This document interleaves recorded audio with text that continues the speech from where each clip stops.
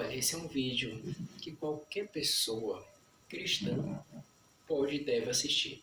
Seja católica, seja protestante essa pessoa. Por quê? É um questionamento interessante. E eu creio que tem a ver com muitas pessoas. Eu acho que muitas pessoas se perguntaram a respeito disso. Como viver minha fé nesses tempos difíceis? Alguém pode até questionar, mas sempre não foi difícil viver a fé? Né? Eu acho que, como nos tempos atuais, não.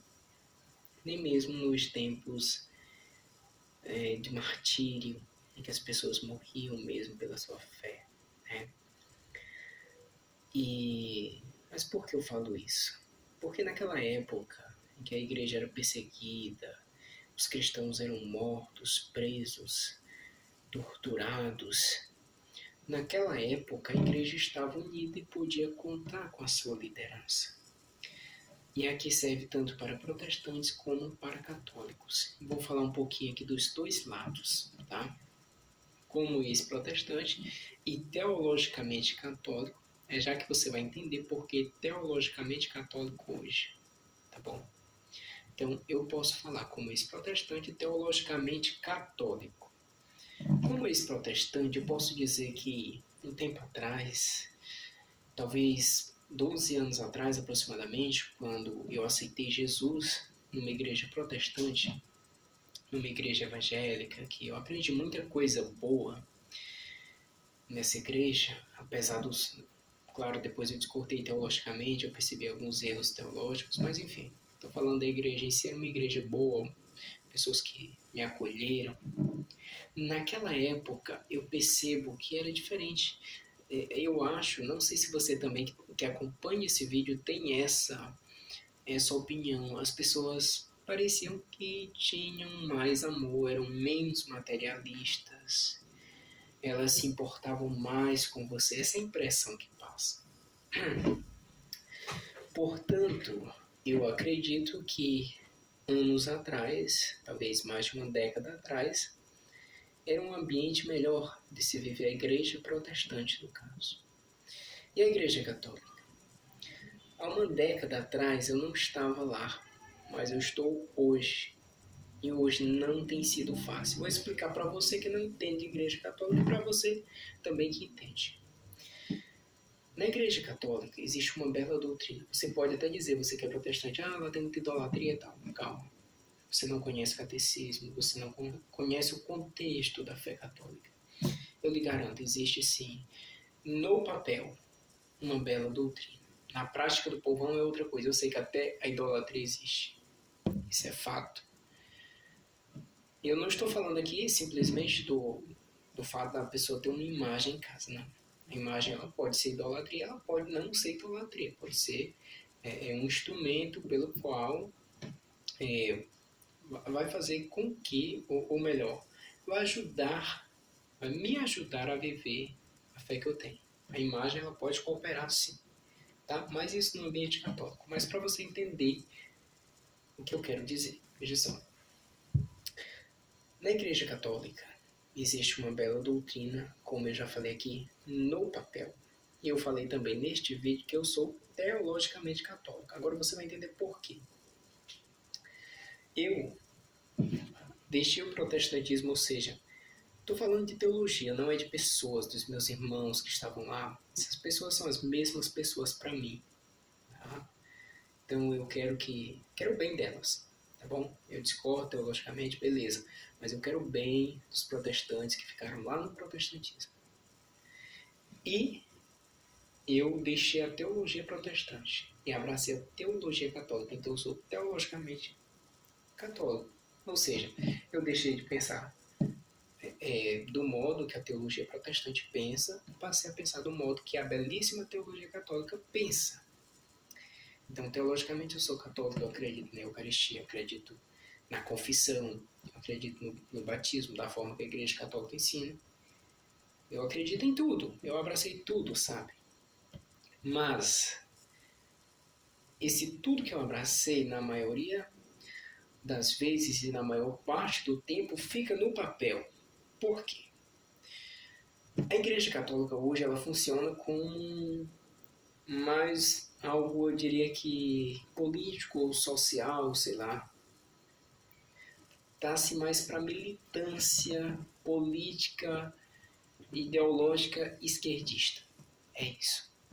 Então os padres, eles estão preocupados em promover a causa LGBTQI+, sei lá o quê. Muitos, a maioria é isso. Infelizmente nós temos um papa atualmente que não bate de frente, ele fica só assim, como se diz, triscando. Ele não bate de frente. Então tá complicado viver a fé católica, porque, embora na teologia católica, você pode dizer, Raila, mas a teologia católica apoia isso aí? Não, não apoia. Mas essa teologia está ficando no papel. Hoje eu vou para a missa, tem o sacramento da Eucaristia que eu preciso dele. E é por isso que eu vou. Tá? Mas eu vou para a missa e eu ouço o padre dizendo que Jesus não transformou, aliás, não multiplicou os pães. Jesus não fez isso. As pessoas levaram pães e compartilharam entre si, fizeram uma partilha.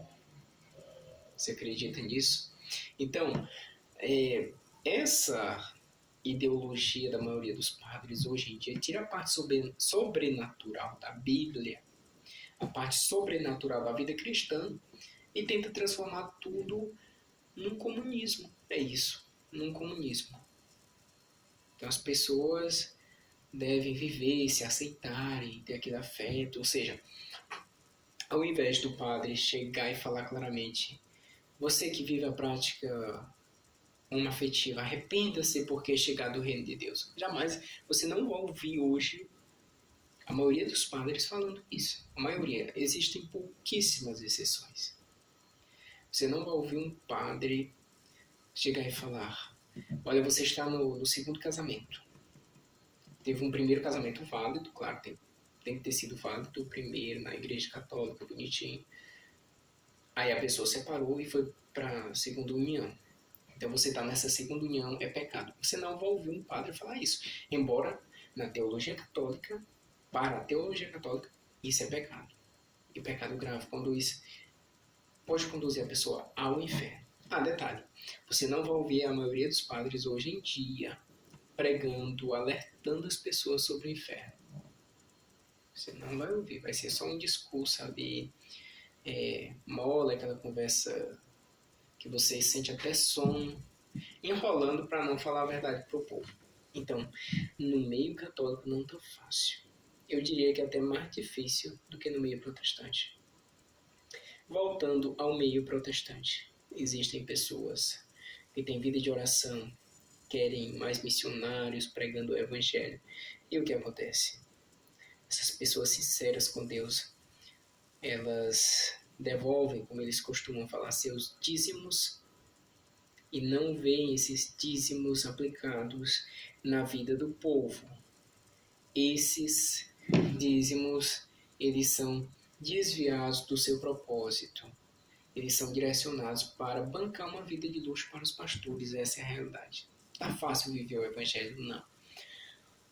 Vou deixar os ensinamentos de Jesus por isso? Não.